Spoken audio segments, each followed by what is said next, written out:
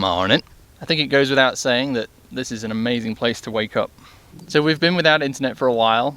The Starlink stopped working about a month ago, and we've kind of got used to jumping in and out of McDonald's and searching for a good phone signal. But we finally got a new dish yesterday to get the internet back up and running. And so now somebody has to climb up on the roof and install it.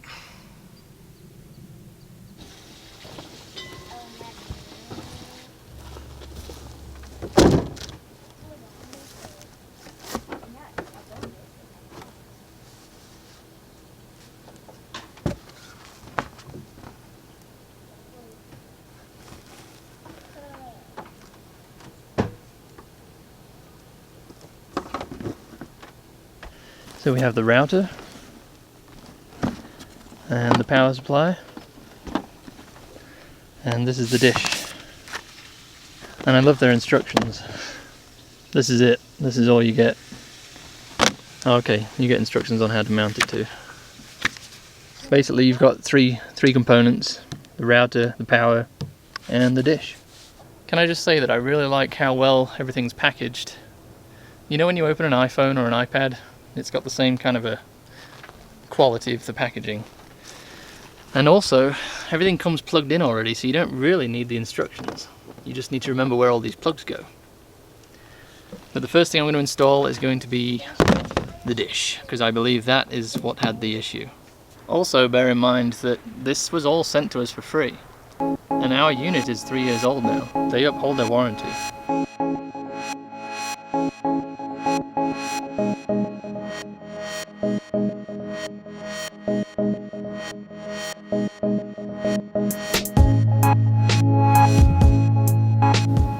There we are, the new one and the old one. Now I have to try and figure out how I installed the dish and do it all in reverse.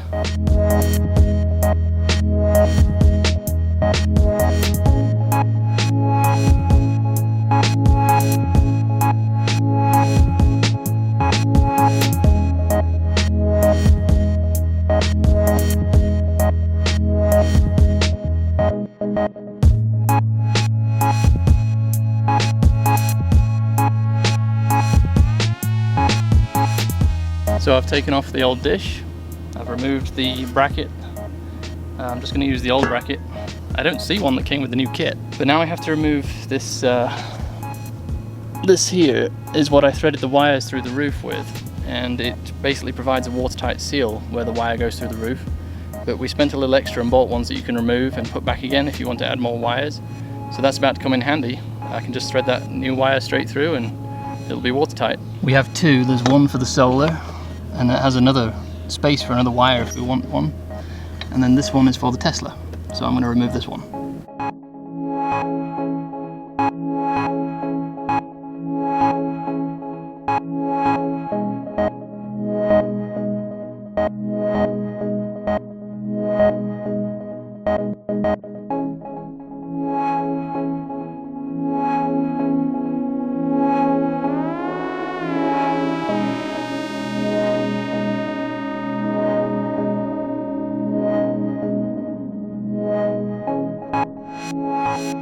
So this is my custom bracket that I designed for the roof rack.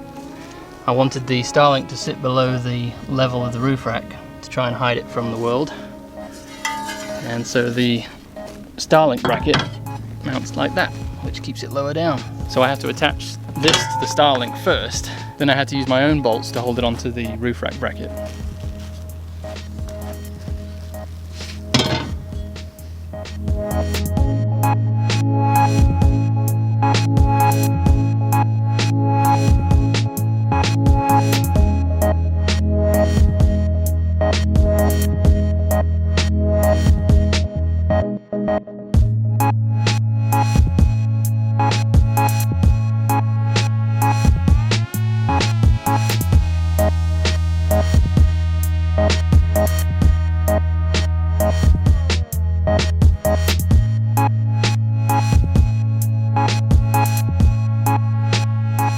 Storm rolling in too. I'm surprised we're getting a thunderstorm here, it's not that warm. Now we got to get it up on the roof and get it installed. There's the storm rolling in. Alright, I've finished putting it together for the second time because I got it back to front the first time. Now we're going to get it up on the roof.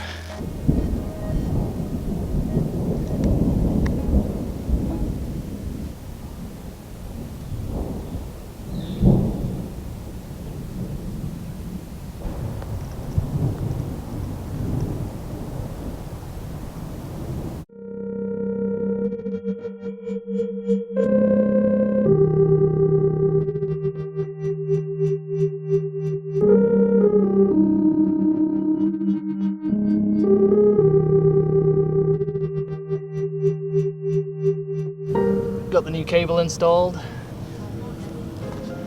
and got the new dish installed. And that wind is getting really cold, which would suggest that I don't have long before I have to get down off this roof because it's been rumbling now for at least an hour. In Flagstaff they actually have what's called monsoon season in the summertime. So in the wintertime they'll get up to 5 feet of snow in one load, and then in the summertime they'll get these torrential downpours in the afternoons. They've really suffered with flooding actually because of the forest fires. When the forests are real thin after the fires, the water just comes rushing straight down the mountain. So they've put a lot of money into the infrastructure recently. So I have them temporarily hooked up and we're going to turn it on. So this should go from 63 watts to about 150 if it is working, maybe 200. And it's actually jumped up to 250. But that is a very good sign. Got everything put away just in time. Well, not quite, but I managed to slide it under the van so it didn't get wet.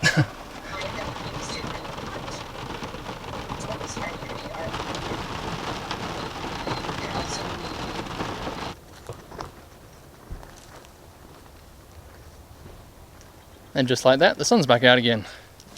Now we're going to head into town. So I didn't specifically say it, but we do have internet now. It works. Got to get used to turning it off again because it does use quite a lot of power. And if we don't, it'll kill the batteries. And just for the record, we were very happy with Starlink's customer service. They were very responsive and they offered to send us a third unit when they found out that we'd lost this one in the mail.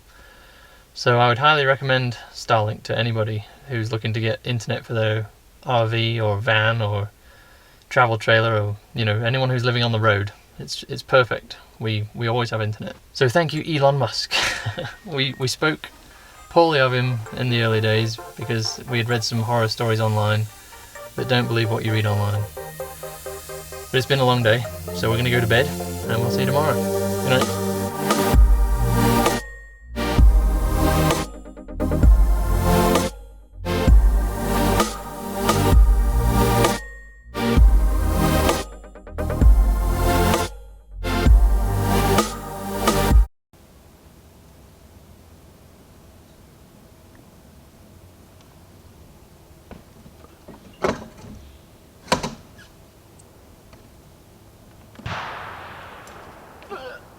Yeah.